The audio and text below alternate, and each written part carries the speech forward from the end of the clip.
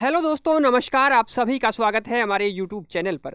आज हम बात करने जा रहे हैं कि एसएससी को कोर्ट ने फटकार लगाया है। इसलिए मैं एक बात कह देता हूं कि जब तक इस देश में न्यायपालिका जिंदा है, आप कुछ भी नहीं कर सकते। ये सरकारें या ये आदेश मानने को बाध्य नहीं होंगे। अगर गलत आदेश करेंगे, अभिव्यक्ति की आज़ादी को छीना जाएगा। अब मैं विस्तार से बात करता हूं इस मामले की क्या था। एसएससी ने 8 सितंबर को एक नोटिस जारी किया और उसमें यह कहा कि अगर जो एग्जाम हो चुकी है और जो एग्जाम चल रही हैं उनके क्वेश्चन पेपर अगर कोई टीचर, यूट्यूबर कोई भी सोल्व करवाता है या बच्चे एक दूसरे के साथ शेयर करते हैं तो उनके ऊपर जुर्माना लगाया जाएगा। और वो बहुत भारी जुर्माना, कई लाखों से लेकर करोड़ों तक उसकी कैटेगरी बांट दी गई थी और उस पर मैंने वीडियो भी बनाया था। आप लोगों को पता होगा, मैंने ये वीडियो बना के बताया था कि कैसे PYQ बैन होने पर बच्चों की जिंदगी खराब हो गई है। अब इस पर एक आदमी ने, जिसका नाम है विकास कुमार मिश्रा, उन्होंने दिल्ली हाईकोर्ट में एक PIL दायर की।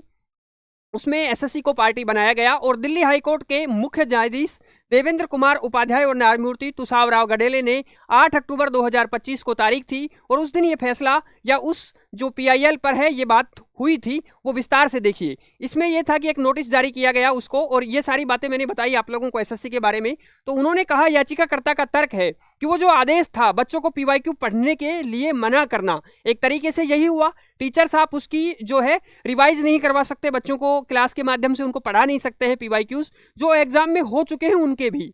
इसके बाद में ये इस PIL में कहा गया कि आर्टिकल 19 का उल्लंघन है। बिल्कुल सही बात है। और परीक्षा समाप्त होने के बाद प्रश्न पत्र पर चर्चा करना छात्रों का स्वाभाविक अधिकार और सामान्य अभ्यास है। साथ ही यह कहा कि यह आदेश असंवैधानिक है, मनमाना है और अनुचित है। यह छात्रों और कंटेंट क्रिएटर्स पर अनुचित रोक लगाना है, इसलिए इस नोटिस को रद्द किया जाए। और वाकई न्यायपालिका ने ऐसा ही किया है। और जब तक इस देश में न्यायपालिका है, मैं फिर उसी बात को दोहरा रहा हूं, तब तक चाहे एसएससी हो, चाहे ऐसे कितने ही आयोग हों जो मनमाने ऑर्डर निकालते हैं, उन पर रोक लगती रहेगी और पहले भी लगी है। तो ये सारा मामला उस याचिकाकर्ता की तरफ से तर्क दिया गया और उसमें ये कहा, कोर्ट ने पूछा कि आप ऐसा प्रतिबंध कैसे लगा सकते हैं। ये सवाल कोर्ट का था एसएससी के लिए। फिर उसमें मुख्य न्यायाधीश ने कहा कि अगर आप ऐसे गैग ऑर्डर यानी कि ऐसे मौन ऑर्डर निकालेंगे तो परीक्षा खत्म होने के बाद छात्र सबसे पहले प्रश्न पत्र पर ही चर्चा करते हैं। हमारे समय में भी ऐसा होता था। जज साहब ने ये कहा है कि हमारे समय में भी ऐसा होता था और जनरली ऐसा ही होता है कि हर एग्जाम के बाद बच्चे बाहर आके पेपर डिस्कस करते हैं और कुछ टीचर्स उसको यूट्यूब पर आके सोल्व भी करवाते हैं।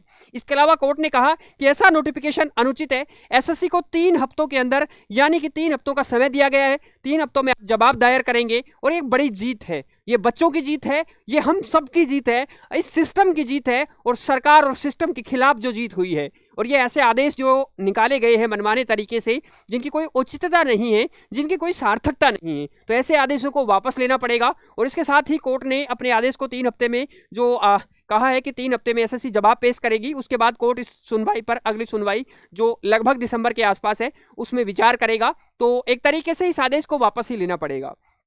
और मैं बच्चों के लगातार हित के लिए कहता रहता हूं कि ऐसे आदेशों पर पहले से रोक होनी चाहिए थी।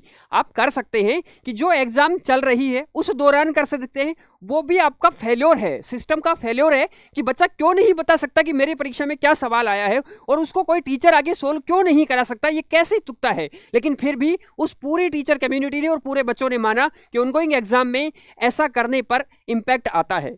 और इन्होंने तो भाई साहब ने क्या कर दिया कि जो आज से पहले एग्जाम हो चुकी है, चाहे वो एग्जाम 2020 में हो, 21 में हो, 22 में हो, कभी भी हो, चाहे 25 में हो, मतलब आप जो भी एग्जाम हो चुकी हैं उनके क्वेश्चन पेपर सोल्व नहीं कराएंगे। तो देख लीजिए, नतीजा आपके सामने है।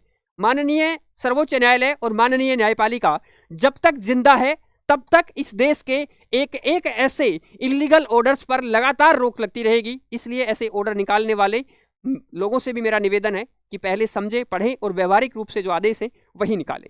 चलिए, मैं लगातार ऐसी वीडियो, ऐसे मुद्दे आप लोगों के सामने लेकर के आता रहता हूं। आपका भी कोई सुझाव है, कोई समस्या है तो जरूर कमेंट सेक्शन में मुझे बताएं। मैं आप लोगों का पर्सनली रिप्लाई देता रहता हूं। चलिए, नेक्स्ट वीडियो में फिर मिलते हैं।